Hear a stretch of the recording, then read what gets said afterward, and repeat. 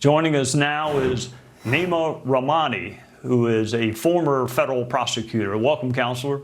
He's presumed innocent, like all defendants, but the feds have a pretty good conviction rate and don't usually bring cases they can't win. So what do you make of these charges? We heard from the defense attorney. What do you make of them?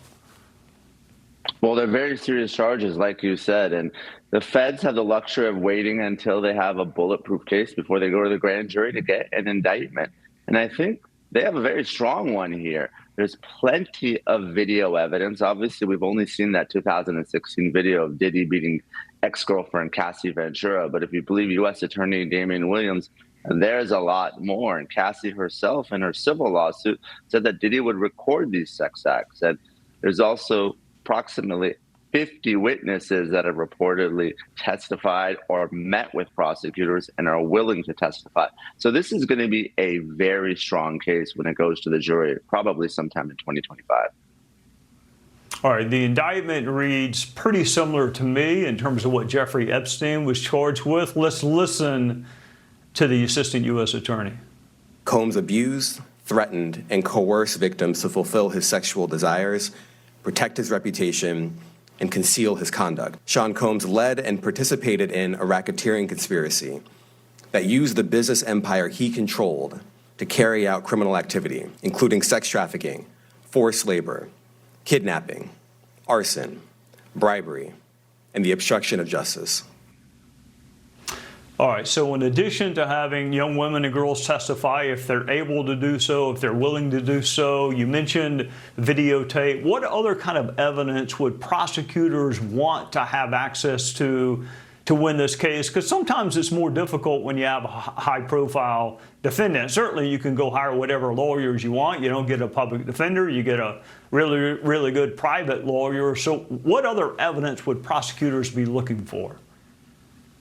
Well, there's no question that Diddy has essentially unlimited means. He's reportedly worth $1 billion. He's going to have the best army of lawyers that money can buy.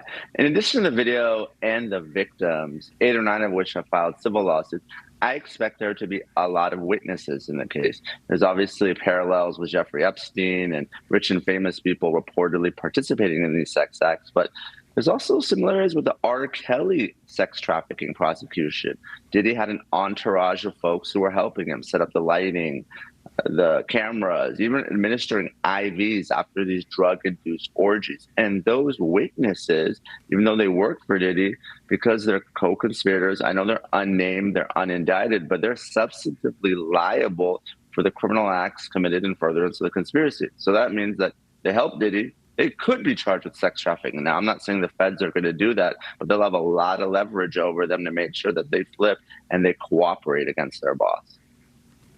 All right, he's been detained, but at some point a judge is going to go revisit bond if he isn't brought to trial. So when do you realistically expect him to be tried, and do you think that bond will be lowered if the prosecutors drag their feet just a little bit? I don't think the bond will be lowered.